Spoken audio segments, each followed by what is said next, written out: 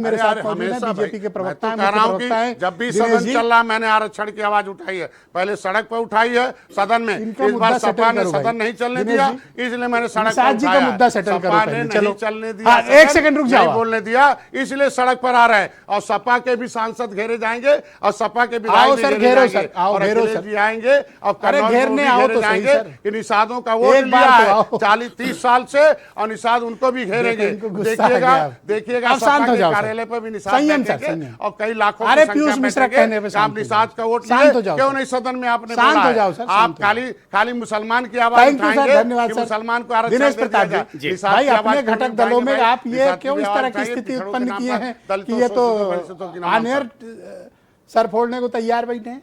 कहीं सर फोड़ने को तैयार नहीं बैठे हैं ब्रजेश जी। आप चाहते हैं कि सर फोड़ ले लोग, लेकिन इतना उकसाने के बाद भी संजय जी की तरफ से कहीं ऐसी कोई बात नहीं आई।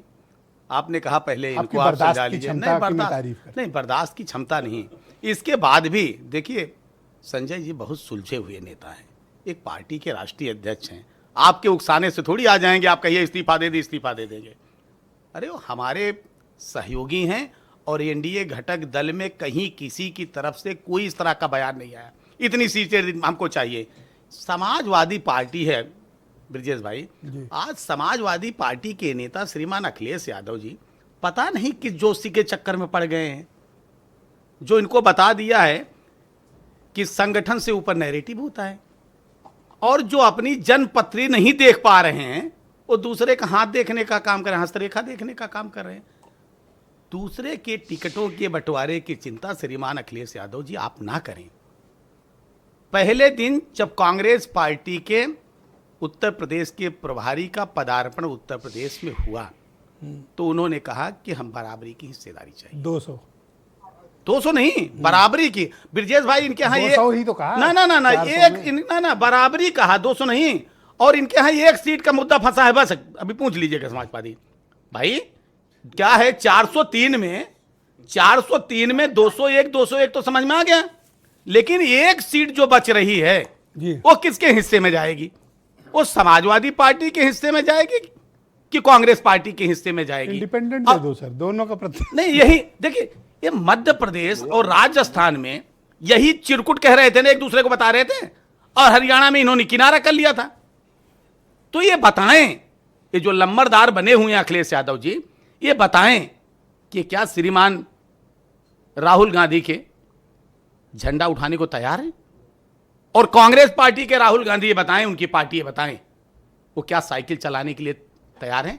हमारे यहां हमारे सारे घटक दल कल भी हमारे साथ थे, आज भी हमारे साथ हैं, कल भी हमारे साथ रहेंगे। और सिर्फ हमारी की भाषा से नहीं लग रहा है। और न उद्देश्य सुनिए, उद्देश्य सबका एक ही है कि सबका साथ, सबका विकास, सबका विश्वास और सबका प्रयास। अकेले लड़ने की धमकी दे रहे हैं। अकेले लड़ने कोई नहीं, और वो प्रयास करेंगे, वो हमसे टक्कर लेंगे।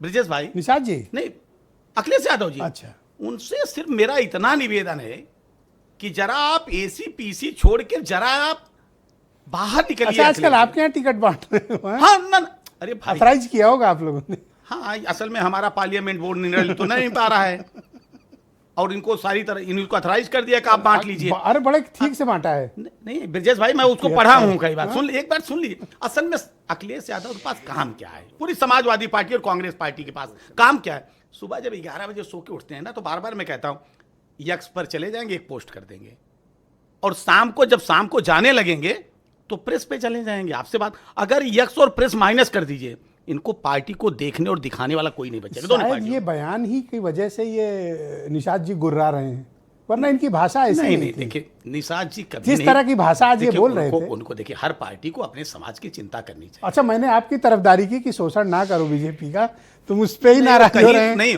उनको अपने समाज की चिंता करनी चाहिए और हर व्यक्ति को करनी चाहिए। लोग कहते हैं बीजेपी दूसरों का शोषण करती है, यहाँ तो बेचारे दिनेश जी बेचारे हैं, खुलेआम शोषण कर रहे हैं। नहीं, और सुन लीजिए और सुन लीजिए ब्रजेश भाई, और इनके गठबंधन का एक नजारा कल आपको मिला होगा सहारनपुर में जी।